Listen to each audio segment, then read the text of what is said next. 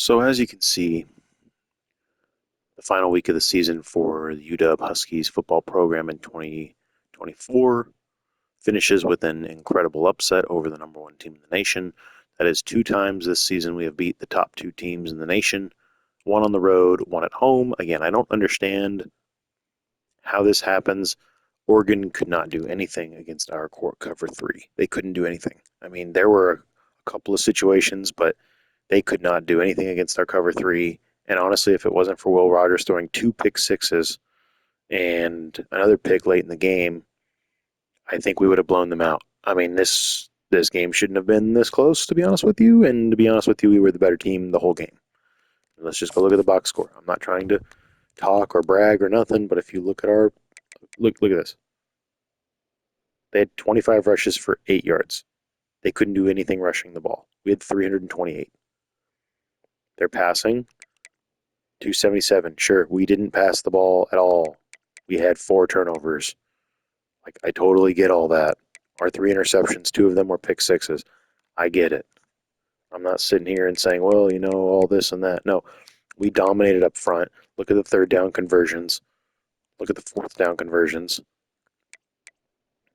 Red zone touchdown to field goal percentage. I mean, we kicked their butt in every facet of the game. If we just didn't throw picks, we would have killed them because they didn't do anything offensively. They did nothing. 277 passing from Oregon, the number one team in the nation. If it wasn't for that second quarter, we win this game. I mean, we absolutely dominated them, all in all. Yes, the fourth quarter we struggled. You saw it, you watched it, but overall, this was our game to lose. And it's crazy to say that because of the number one team in the nation. But if we didn't crap out those last 3 weeks prior to this game, we would have been in a playoff conversation. But it's a rebuild year. I'm willing to concede. That's the end of week 14 as we know it. Now let's recap the rest of the week. Let's look at the top 25. Let's see where everybody is. I would be under the assumption we're at the point of we're going to have a lot of recruits coming in and out now at this point. Third in the Pac-12, OG. Let's advance. Let's recap week 14. Let's see where everybody is. Top 25. Notre Dame beat USC. It's Army-Navy week, so we don't need to break down anything. Utah at number 1. Big time jump for them. Dominated Fresno State. Notre Dame back at number 2 as they were at number 9 last week. With 2 losses. Oregon dropped to number 5. Again, we beat USC. USC lost Notre Dame. So we beat USC. We beat Oregon. And then obviously Texas A&M just lost to Texas.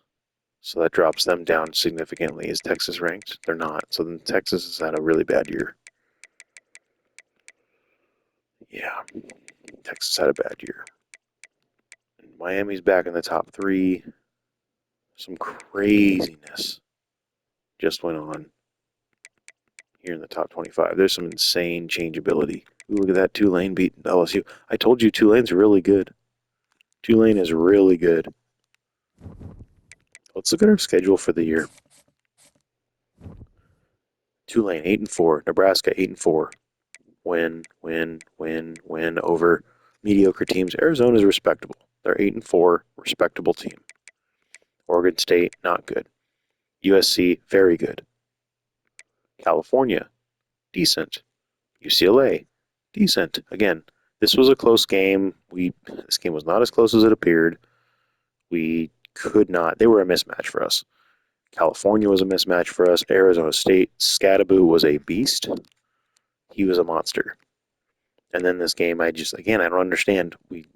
They're the number one team in the nation, and we were clearly the better team the whole game. So, college football for you, and that's our season in a nutshell. Heisman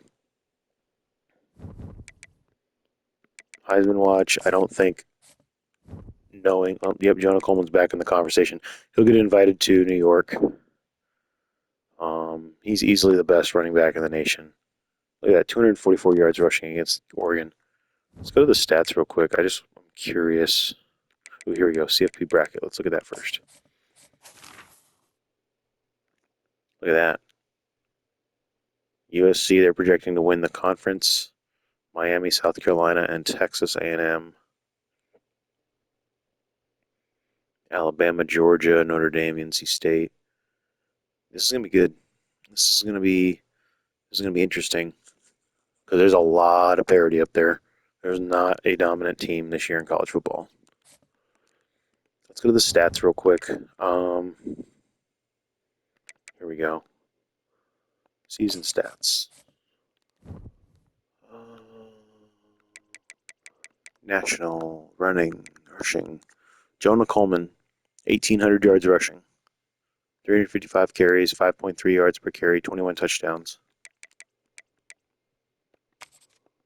Most touchdowns in the nation. Most rushing yards in the nation. Best running back in the nation. He had a 99-yard rush earlier in the year. Easily the best running back in the nation. He'll go to New York. He'll get a big award as the best running back in the nation. That's huge. That's good stuff. Ooh, records. Let's go back. No, I want to go back to records. Washington, Pac-12. Rushing yards, Charles White. Oh, for a career. Duh. How about a season? Well, that doesn't help. Let's go back to the Pac-12. Washington. Here we go. Look at that. Jonah Coleman breaking the record for the most rushing yards in a season for UW history. Easily the best year for a running back in UW history for Jonah Coleman. I am so proud, so happy. Couldn't be prouder. He was a monster. Absolute monster. So there you have it. You have all of the awards to watch. This is going to be obvious. Player of the year, it's not going to be Jonah Coleman. Nope, it's not going to be us. Best quarterback, no way. Valdez may be in the conversation. He just had a freakish game. Defensive back, we got some guys. We got some guys. Best running back, yep, no debate. That's not even a debate. Best receiver, we don't know. And then defensive lineman of the year. No, like I said, Valdez should be in the conversation, but he's not going to get it. Defensive end, he was a beast too. We had some beasts on the defensive line this year. Best tight end, no. Nope. I'm gonna say Bruner should be up there in respectable manner, but he's not the best one. Best kicker, best returner. There you go. Those are all those awards. Bowl projections. Where are we going to be projected to be? We're 7-5. Let's see. We're going to get some low cut bowl game.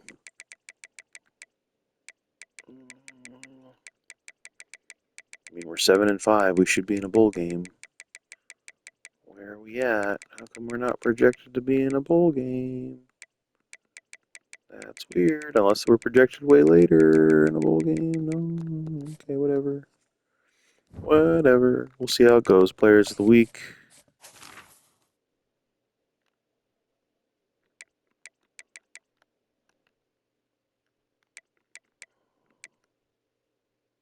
Yeah, because remember, in their loss, he gets Defensive Player of the Week for the conference. That's crazy.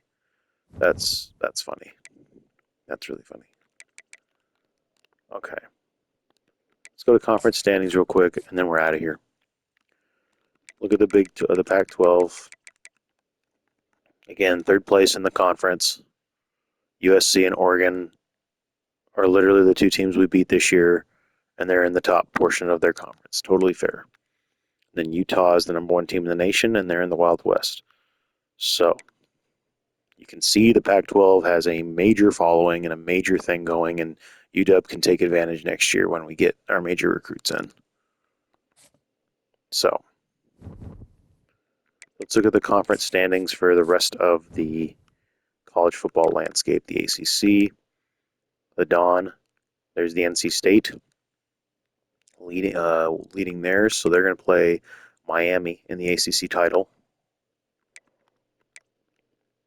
Texas A&M, the winner of the Lone Star.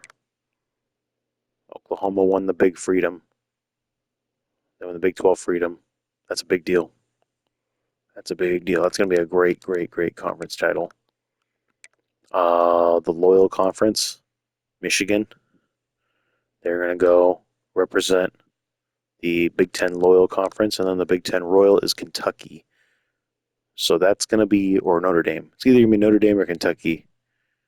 It's dependent on, I think, tiebreakers, etc. But Notre Dame, 10 wins. I would assume they're going to be the one that represents Northern Illinois getting stomped. Let's go into the Pac-12. Like I said, there's the original 10, and then there's the Utah. So it'll be Utah and I believe USC. Yep. That'll be nice. USC and Utah will be a really good matchup. SEC East, South Carolina. And they will play LSU. It looks like either LSU or Alabama. I would say LSU, I think, depending on the tiebreaker. And there you go. Those are all the big conferences. And that's how we got it lined up for the final week of the season. Army-Navy week, week 14 recap after destroying Oregon. 7-5. Great year to rebuild. We'll get to that bowl game after this one. Thanks again for watching.